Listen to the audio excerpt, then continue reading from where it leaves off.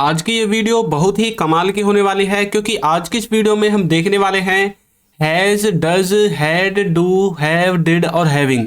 आखिर इन सब में क्या डिफरेंस है, कहाँ पर किसके साथ कैसे इनको यूज करें और अपनी डेली लाइफ में हम किस तरह का सेंस निकालकर इनका यूज करके अपने किसी भी सेंटेंस को बना सकते हैं। तो चलिए वीडियो को शुरू करते हैं। तो देखिए, सबसे पहले आपको इन सब का जो बेसिक है उसके बारे में आपको बता देता हूं। तो देखिए, ये है पॉइंट नंबर 1 और ये है इसका सबसे बेसिक कॉन्सेप्ट। पहले आप इसको समझ लीजिए। यदि आपने इस कॉन्सेप्ट को समझ लिया तो आज के बाद आप इनमें कभी कंफ्यूज होंगे ही नहीं। तो देखिए, सबसे पहले जो डू है और हैव है, ये दोनों वर्ब की फर्स्ट फॉर्म है। ये बात आपको याद रखनी है, डू और हैव। अब इन दोनों से मिलकर ही जो बाकी के कॉन्सेप्ट हैं वो यहां से निकले हैं। सबसे पहले देखते हैं डू को। डू की फर्स्ट फॉर्म है डू, इसकी सेकंड फॉर्म है डिड जिसको आप पास्ट में यूज करते हैं। इसकी थर्ड फॉर्म है डन और इसकी फोर्थ फॉर्म है डूइंग और इसकी फिफ्थ फॉर्म है डज। आ गया समझ में कि डूइंग और डज कहाँ पर कैसे यूज होते हैं। ये फिफ्थ फॉर्म है और ये फोर्थ फॉर्म है। हो सकता है कि अब तक आपने वर्ब की 1, 2 और 3 फॉर्म देखी हों, लेकिन जो हमारे चैनल को पहले से फॉलो कर रहे हैं उनको पता है कि ये फोर्थ फॉर्म और फिफ्थ फॉर्म कहाँ से आई है, क्योंकि मैंने उनको अच्छे से समझाया हुआ है। उसके बाद जो हैव है, इसकी फर्स्ट फॉर्म हैव ही रहती है। आपको हैव को देखकर एक बात समझ में आ गई होगी कि हम मॉडल के साथ हैव का यूज करते हैं, या फिर कहीं पर ऐसा सेंटेंस होता है जहां पर हमें हैव लगाने की जरूरत पड़ती है तो वहां पर हम उसको चेंज नहीं कर सकते। क्यों? क्योंकि ये हैव वर्ब की फर्स्ट फॉर्म है। जैसे कि डू डज के साथ हम हैव लगाते हैं, डिड के साथ भी हैव लगाते हैं। क्यों लगाते हैं? क्योंकि ये वर्ब की फर्स्ट फॉर्म है और उनके साथ हमेशा वर्ब की फर्स्ट फॉर्म ही आती है। ये कॉन्सेप्ट मैं आपको आगे क्लियर करूंगा। उसके बाद देखिए, हैव की सेकंड फॉर्म है हैड, थर्ड फॉर्म भी हैड है। उसके बाद इसकी फोर्थ फॉर्म है हैविंग और फिफ्थ फॉर्म है हैज। तो ये बात आपको समझनी है। अब देखिए, यहां पर जो ये है सेकंड फॉर्म जिसमें आप डिड और हैड का यूज करते हैं, ये आपका पास्ट में यूज होता है। उसके बाद जो वर्ब की थर्ड फॉर्म है जिनमें आप डन का और हैड का यूज करते हैं, ये ज़्यादातर परफेक्ट टेंस में यूज होती हैं। परफेक्ट टेंस में, चाहे वो प्रेजेंट का हो, पास्ट का हो, फ्यूचर का हो, उसके परफेक्ट में ज़्यादातर यूज होती हैं।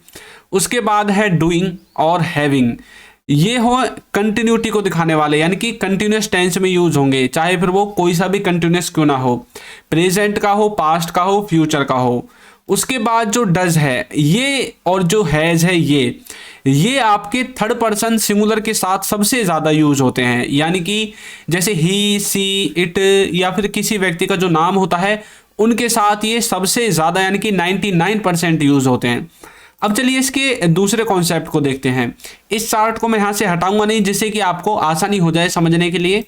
देखिए, जो आपका थर्ड पर्सन सिंगुलर है यानी कि ही, सी, इट, इनके साथ आप हमेशा डज और हैज इन दोनों का यूज करते हैं। किस किस का? डज का और हैज का।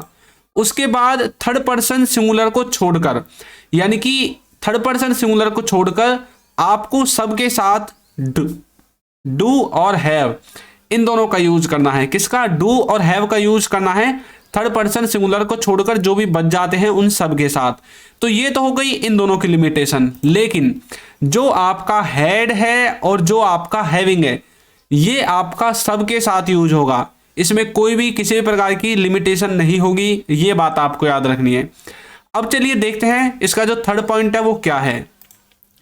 इसमें से देखिए, जो प्रेजेंट में यूज होने वाले हैं वो है डू, डज, हैज और हैव। ये हमेशा प्रेजेंट में यूज होंगे यदि आप इनको सिंपली यूज करना चाहते हैं। यदि आप इनको किसी मॉडल वर्ब के साथ यूज करेंगे तो फिर वो डिपेंड करेगा कि आप किस तरह से यूज कर रहे हैं। मैं इनको सिर्फ सिंपली यूज करना बता रहा हूं। ये हमेशा प्रेजेंट के साथ ही यूज होंगे। जहां पर भी आपको डू, डज, हैज, हैव ये दिखे, समझ जाना है कि वाक्य प्रेजेंट से जुड़ा हुआ है। उसके बाद जो पास्ट है, इससे जुड़े हुए हैं डिड और हैड। जहां पर भी डिड और हैड दिखे, आंख बंद करके आपको पता चल जाना चाहिए कि ये वाक्य पास्ट से जुड़ा है। तो जब भी आप इनको देखोगे तो अब आपका जो ध्यान है वो पास्ट की तरफ जाना चाहिए। अब जो हैविंग है और डन है, ये आपके प्रेजेंट में भी यूज होंगे, पास्ट में भी यूज होंगे, फ्यूचर में भी यूज होंगे। तो इनमें कोई लिमिटेशन नहीं है। मेन बात है do, does, has, have, did और हैड। तो इन सब को आपको अपने दिमाग में एकदम छाप लेना है कि भाई डू डज दिख गया, प्रेजेंट का सेंटेंस है। हैज हैव दिख गया, प्रेजेंट का सेंटेंस है। डिड दिख गया, भाई पास्ट का सेंटेंस है। हैड दिख गया, ये भी पास्ट का सेंटेंस है। इस तरह से आपको अपने दिमाग में छापने हैं। अब चलिए देखते हैं नेक्स्ट। अब देखिए यहां पर मैं आपको इनका थोड़ा यूज बताऊंगा, जैसे कि हैज, हैव और हैड, इनका मतलब क्या है। इनका मतलब है काम खत्म या फिर शुरू हो, यानी कि जब काम खत्म हो या शुरू हो वहां पर आपको हैज, हैव और हैड इन तीनों में से कोई एक दिखेगा। अब ये प्रेजेंट में हैज, हैव और हैड पास्ट में, ये मैंने आपको पहले ही बता दिया। अब देखिए वह खेल चुकी है, वह खेल चुकी है। तो यहां पर अब हमने देख लिया कि ही हैज प्लेड। क्यों? क्योंकि ही जो है वो थर्ड पर्सन सिंगुलर है, इसलिए हैज आया, हैव नहीं आ सकता। और प्ले की थर्ड फॉर्म प्लेड, तो ही हैज प्लेड, वो खेल चुकी है या फिर वह खेल चुकी है। यहां पर यह टाइपिंग मिस्टेक थी, क्योंकि यहां पर हम लड़की के बारे में बात कर रहे हैं, तो हमें ही के स्थान पर सी का यूज करना पड़ेगा। सी हैज प्लेड, वह खेल चुकी है। अब यहां पर एक चीज देखिए, उसने जो खेलने का काम है वो खत्म कर दिया है। भाई कोई पूछ रहा है भाई वो खेली है नहीं खेली, आप बोल रहे हैं हाँ भाई वो खेल चुकी है, यानी कि उसने खेलने का काम खत्म कर दिया है प्रेजेंट तक, अब वो दोबारा नहीं खेलेगी। तो यहां पर काम खत्म हो गया है। एक और देखिए, वह खेल चुकी थी, वह खेल चुकी थी। तो ऊपर वाला सेंटेंस है प्रेजेंट में, नीचे वाला है पास्ट में। आपको हिंदी से समझ में आ रहा होगा, तो आप बोलोगे सी हैड प्लेड, वो खेल चुकी थी, वह खेल चुकी थी। अब मान लीजिए हम इस हिंदी को गायब कर देते हैं, दुबका देते हैं। अब आपके सामने ये दो सेंटेंस हैं। अब एक में लिखा हुआ है सी हैज प्लेड और एक में लिखा हुआ है सी हैड प्लेड। अब यहां पर ये दोनों सेंटेंस को देखकर आप कैसे पता चलाओगे कि ये मतलब प्रेजेंट के लिए बताया जा रहा है या पास्ट के लिए बताया जा रहा है। तो मैंने आपको बताया था जहां पर भी हैज दिखेगा समझ जाना कि वो प्रेजेंट के लिए है, तो मतलब ये प्रेजेंट के लिए बोला गया है। जहां पर हैड दिखेगा तो समझ जाना कि ये पास्ट के लिए है, तो मतलब ये पास्ट के लिए बोला गया है। इस तरह से आप हैज, हैव और हैड को देखोगे। एक और देखिए, तुम देख चुके हो, तुम देख चुके हो, तो बोलोगे यू हैव वॉच्ड। अब यहां पर देखिए यू आपका थर्ड पर्सन सिंगुलर के अंदर नहीं आता, तो मैंने बोला था थर्ड पर्सन सिंगुलर को छोड़कर बाकी सबके साथ हैव यूज होगा। तो बोलोगे यू हैव वॉच्ड। अब देखिए तुम देख चुके थे, तो ये पास्ट का है, तो बोलेंगे यू हैड वॉच्ड। तो इस तरह से आप इनका यूज करेंगे। समझ में आ गया हैज, हैव और हैड, आखिर इनमें क्या अंतर है और किस तरह से हम इनका यूज करते हैं। जब भी आपको इंग्लिश में हैज दिखे तुरंत माइंड आपका प्रेजेंट में जाना चाहिए, हैड दिखे तुरंत आपका माइंड पास्ट में जाना चाहिए, हैव दिखे तुरंत प्रेजेंट में, फिर हैड दिखे फिर तुरंत पास्ट में। इस तरह से आप इनको याद कर सकते हैं और रट सकते हैं। अब देखिए, यदि अभी तक आपने हमारी बुक्स को परचेज नहीं किया है तो लिंक डिस्क्रिप्शन में है, वहां से जाकर आप इन्हें डाउनलोड कर सकते हैं। और हाँ, ये फिजिकली आपको नहीं मिलेंगे, ये सिर्फ पीडीएफ के रूप में आपको आपके ईमेल आईडी पर प्राप्त हो जाएंगे जैसे ही आप पेमेंट करोगे। और ऐप को भी जरूर डाउनलोड कीजिए, इसका लिंक भी आपको डिस्क्रिप्शन में मिलेगा। ये फ्री ऑफ कॉस्ट है जो हमारा ऐप है, इसमें complete spoken English grammar cover कराई गई है, तो लिंक डिस्क्रिप्शन बॉक्स में है, जरूर जाकर इसको चेक कीजिए। अब देखिए नेक्स्ट हम देखेंगे जो आपका डू, डज और डिड है, इनमें क्या डिफरेंस है। देखिए जहां पर भी डू दिखेगा, डज दिखेगा, डिड दिखेगा एज ए हेल्पिंग वर्ब, इनका मतलब होगा कि यहां पर कोई नेगेटिव सेंस है या फिर यहां पर कोई इंटरोगेटिव वाला सेंस है। जहां पर भी आपको डू, डज और डिड दिखेगा हेल्पिंग वर्ब के रूप में, मैं बार बार बोल रहा हूं हेल्पिंग वर्ब के रूप में, तो यहां पर आपको या तो नेगेटिव सेंस मिलेगा या इंटरोगेटिव वाला सेंस मिलेगा, या इन दोनों का कॉम्बिनेशन मिलेगा, नेगेटिव इंटरोगेटिव। अब देखिए वह स्कूल नहीं जाता है, वह स्कूल नहीं जाता है, तो देखिए यहां पर नेगेटिव सेंस है, नहीं जाने वाला, तो मैंने बोला था नेगेटिव सेंस मिलेगा या इंटरोगेटिव सेंस मिलेगा। अब यहां पर लिखा है he does not go to school, वह स्कूल नहीं जाता है।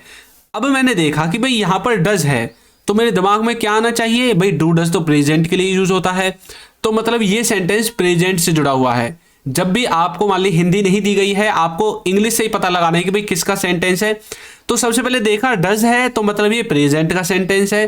अब प्रेजेंट में वाक्य क्या है, डज लिखा हुआ है, नॉट भी लिखा हुआ है, तो मतलब यहां पर नेगेटिव सेंस है। अब उसके बाद आपको देखना है और वर्ड्स को, जैसे गो टू स्कूल है, तो गो का मतलब होता है जाना, अब कहां जाना है, टू मानी स्कूल, यानी कि स्कूल को जाना है, तो मतलब he does not go to school, तो मतलब वह स्कूल नहीं जाता है। इस तरह से आपको निकालना है। समझ में आया? अब देखिए, तुम स्कूल नहीं जाते हो, तो यहां पर लिखा हुआ है you do not go to school, you do not go to school. अब यहां पर देखिए, यहां पर लिखा हुआ है डू, फिर से हमारा दिमाग किस में जाएगा कि भाई ये प्रेजेंट का सेंटेंस है। अब यहां पर ये थर्ड पर्सन सिंगुलर नहीं है जो यू है, इसलिए यहां पर डज के स्थान पर डू आया है। उसके बाद जो सेंटेंस सेम है, तो मतलब ये प्रेजेंट से जुड़ा हुआ है और कोई नेगेटिव वाक्य है। मतलब कोई काम डेली बेसिस पर, कोई किसी काम को डेली बेसिस पर नहीं करता है या फिर अपनी लाइफ में ही नहीं करता है। ये होता है डू डज का जो रियल मीनिंग होता है। और डिड का मतलब है पास्ट, मतलब पास्ट में किसी ने कोई काम नहीं किया। प्रेजेंट में डेली बेसिस पर नहीं करता है, तब तो आपको डू डज का यूज करना है। यदि पास्ट में किसी ने कोई काम नहीं किया, तब आपको डिड का यूज करना है। देखिए, तुम स्कूल नहीं गए। अब देखिए, तुम स्कूल नहीं जाते हो, वह नहीं जाता है, ये डेली बेसिस पर काम को नहीं करता है। लेकिन तुम स्कूल नहीं गए, तो आपको पता चल रहा है कि भाई हिंदी से तो ये पास्ट का है। अब जब पास्ट का आ जाता है और नेगेटिव सेंस है, तो आंख बंद करके किसका यूज करना है? डिड का।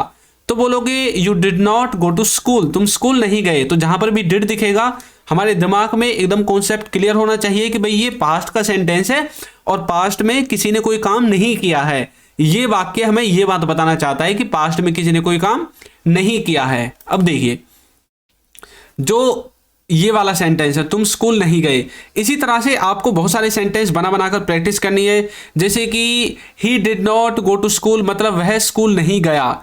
You did not go to school, तुम स्कूल नहीं गए। They did not go to school, वे स्कूल नहीं गए। तो आपको सब्जेक्ट को चेंज करके और पीछे ये जो वर्ब है इसको चेंज करके, ऑब्जेक्ट को चेंज करके अलग अलग सेंटेंसेस बनाने हैं। समझ में आ गया?